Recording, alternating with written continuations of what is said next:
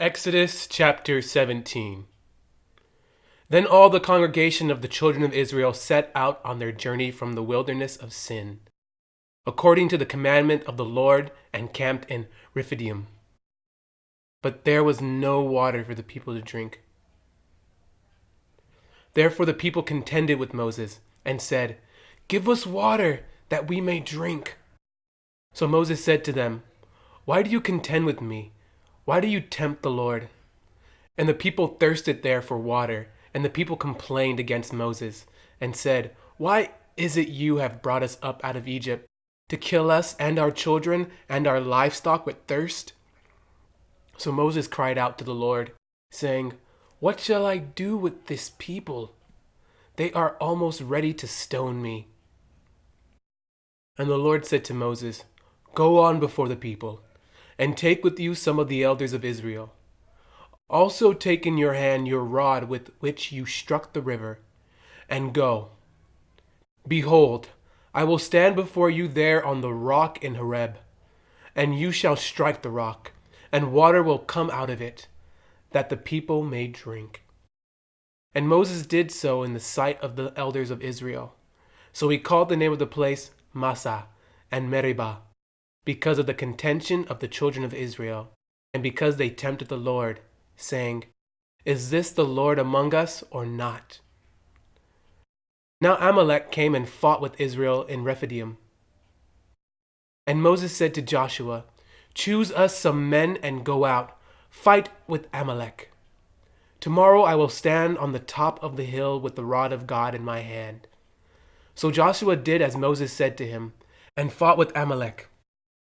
And Moses, Aaron, and Hur went up to the top of the hill. And so it was, when Moses held up his hand, that Israel prevailed, and when he let down his hand, Amalek prevailed. But Moses' hands became heavy, so they took a stone and put it under him, and he sat on it. And Aaron and Hur supported his hands, one on one side and the other on the other side, and his hands were steady until the going down of the sun. So Joshua defeated Amalek and his people with the edge of the sword. Then the Lord said to Moses, "Write this for a memorial in the book and recount it in the hearing of Joshua, that I will utterly blot out the remembrance of Amalek from under heaven." And Moses built an altar and called its name, "The Lord is my banner." For he said, "Because the Lord has sworn, the Lord will have war with Amalek from generation to generation." Exodus chapter 18. And Jethro, the priest of Midian, Moses' father-in-law, heard of all that God had done for Moses and for Israel his people, that the Lord had brought Israel out of Egypt. Then Jethro, Moses' father-in-law, took Zipporah, Moses' wife, after he had sent her back, with her 2 sons, of whom the name of one was Gershom, for he said, "I have been a stranger in a foreign land." And the name of the other was Eliezer, for he said, "The God of my father was my help, and delivered me from the sword of Pharaoh."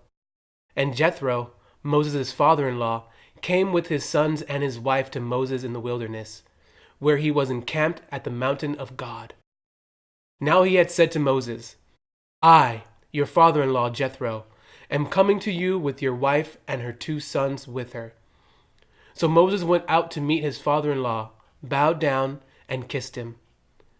And they asked each other about their well-being, and they went into the tent. And Moses told his father-in-law all that the Lord had done to Pharaoh and to the Egyptians for Israel's sake, all the hardship that had come upon them on the way, and how the Lord had delivered them. Then Jethro rejoiced for all the good which the Lord had done for Israel, whom he had delivered out of the hand of the Egyptians. And Jethro said, "Blessed be the Lord, who has delivered you out of the hand of the Egyptians and out of the hand of Pharaoh, and who has delivered the people from under the hand of the Egyptians. Now I know that the Lord is greater than all the gods, for in the very thing in which they behaved proudly, he was above them." Then Jethro, Moses' father-in-law, took a burnt offering and other sacrifices to offer to God. And Aaron came with all the elders of Israel to eat bread with Moses' father-in-law before God. And so it was, on the next day, that Moses sat to judge the people, and the people stood before Moses from morning until evening.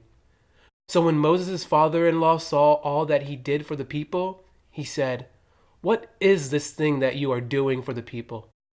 Why do you alone sit, and all the people stand before you from morning until evening?" And Moses said to his father-in-law, "Because the people come to me to inquire of God. When they have a difficulty, they come to me, and I judge between one and another, and I make known the statutes of God and his laws." So Moses' father-in-law said to him, "The thing that you do is not good. Both you and these people who are with you will surely wear yourselves out. For this thing is too much for you. You are not able to perform it by yourself. Listen now to my voice. I will give you counsel, and God will be with you.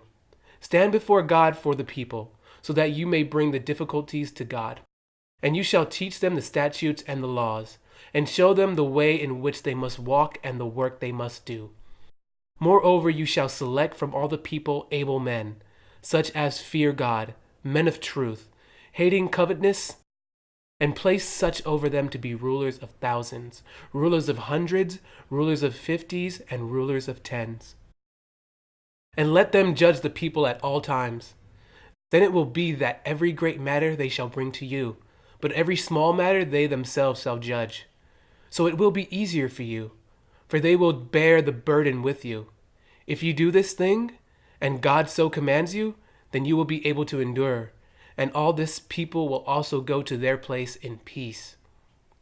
So Moses heeded the voice of his father-in-law and did all that he had said.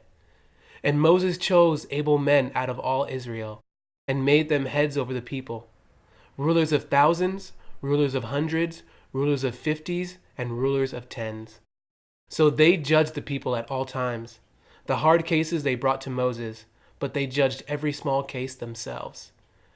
Then Moses let his father-in-law depart, and he went his way to his own land.